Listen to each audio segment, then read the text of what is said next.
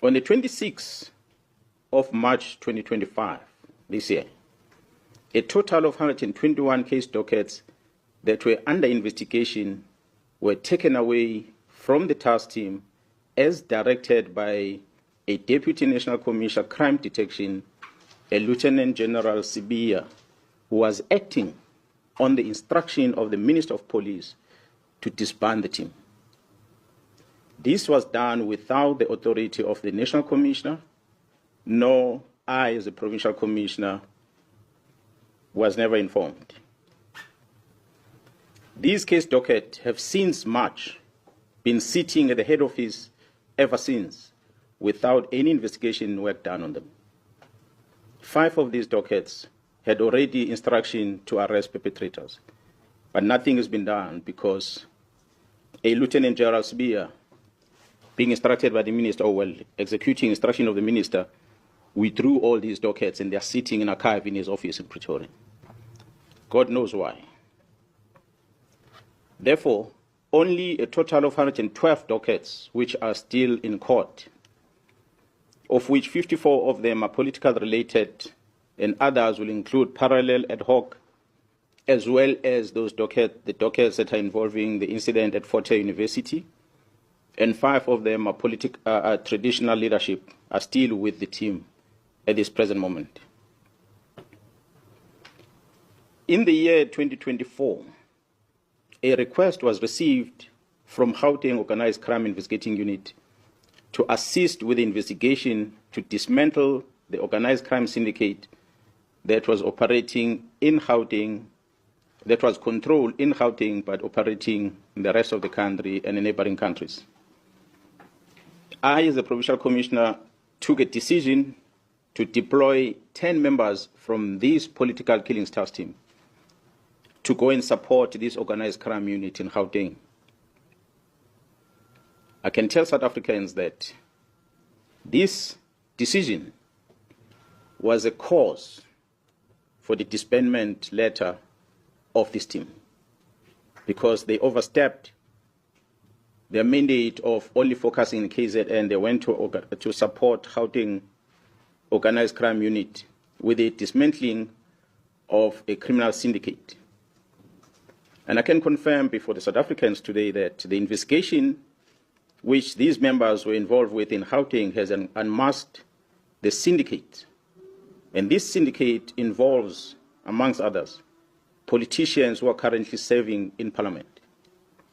The law enforcement officers include the members of the South African Police Service, the Metro Police, and correctional services. They include prosecutors in Gauteng province, the judiciary, and all these are controlled by the drug cartel as well as business people in that province of Gauteng. This act, of course, undermines the criminal justice system in this country. Mr. Brown Mohotsi sends a WhatsApp message to myself, Lieutenant General Mkhwanazi, regarding the allegation on the defeating the ends of justice matters which were widely publicized, which involves an incident that happened at the correctional service at Mpangeni in KwaZulu-Natal. Mr. Brown sends this message in September last year, long before the news came out in public about the incident that happened at Mpangeni. He sends this message. In this message that he sends to the Provincial Commissioner, he attaches a police letter and he attaches a copy of the occurrence book, a register that is used at the police station that's supposed to only be accessed by police officers. But Mr. Brown, who's not a police officer, attaches those in his message and he sends it to the Provincial Commission. His word says there is a plot to charge you. Mr. Brown Mohotsi also sends a screenshot of a presentation that was made on the 30th of September 2024, a presentation that was titled 2024-2025 Division Crime Intelligence Policies. He sends this to myself, Lieutenant General Mkhwanazi, as a Provincial Commissioner of KwaZulu-Natal. Surely this must have been a classified information where crime intelligence are presenting their policies. But this man has access to that, and he's not a policeman. When asked to share the copy of this presentation through that WhatsApp communication, he responded by saying, General Khan will brief you next week. There's only one General Khan in the South African Police Service, so is one Lieutenant General Sibiya in the South African Police Service. I've never heard of any other Lieutenant Generals in any other way in the security cluster in the country with the very same names. So I assume these are the colleagues that I know very well. He further wrote on the very same WhatsApp message. He said that, I quote, the minister is briefed. He has just arrived in Lusikisiki, end quote. You will recall, colleagues, that we had an incident in Lusikisiki, a mass murder that happened there. And the Minister of Police had gone visiting the families and that crime scene. So after this communication, the Provincial Commissioner called the Chief of Staff, Mr. Nkabinde, the Chief of Staff of the Minister of Police, and asked the Chief of Staff, who is this Brown Mokhotsi? This Brown Mokhotsi seems to be traveling with the Minister to Lusikisiki. Who is he? Because I've never heard of him.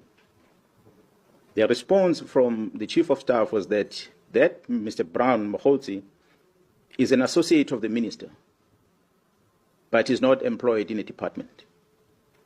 That's when I got a confirmation about Mr. Brown Mokhotsi. And I asked the Chief of Staff to send the phone number of this Brown Mokhotsi, of which he did.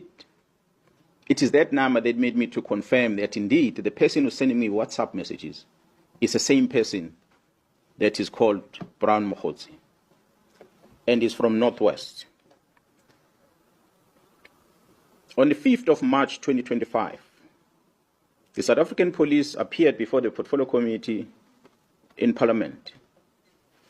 A presentation was made to this Portfolio Committee by the Provincial Commissioner of KwaZulu-Natal, which included the allegations of an associate of the Minister of Police, Mr. Brown Mokhotsi.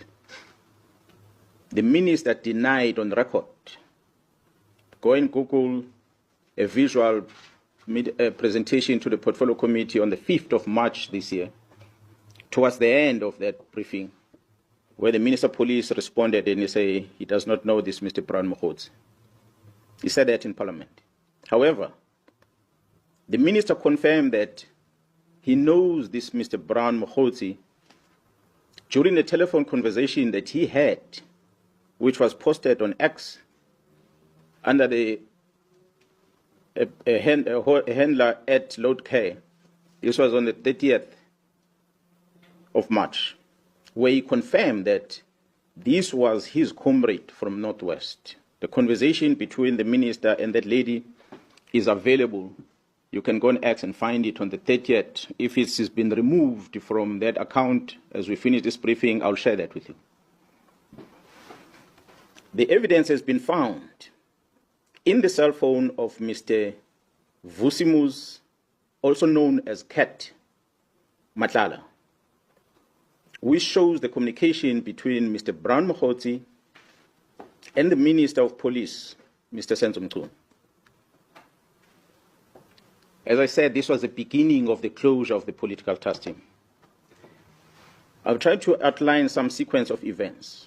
I had said the team left for Gauteng to go and assist organized crime in Gauteng. There was a shooting incident that had occurred in April 2024, where Mr. Swart, a QTech employee, was fatally shot while entering the company premises. QTech has been a long-standing service provider to Transnet.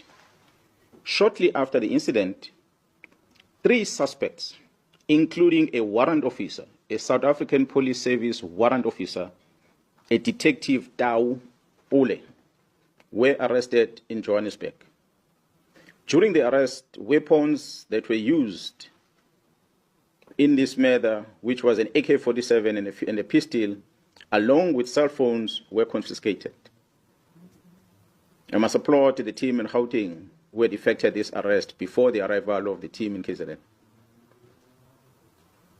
It is the challenges that this investigating team of Gauteng encountered that led into the invitation to the KwaZulu-Natal police to go and assist.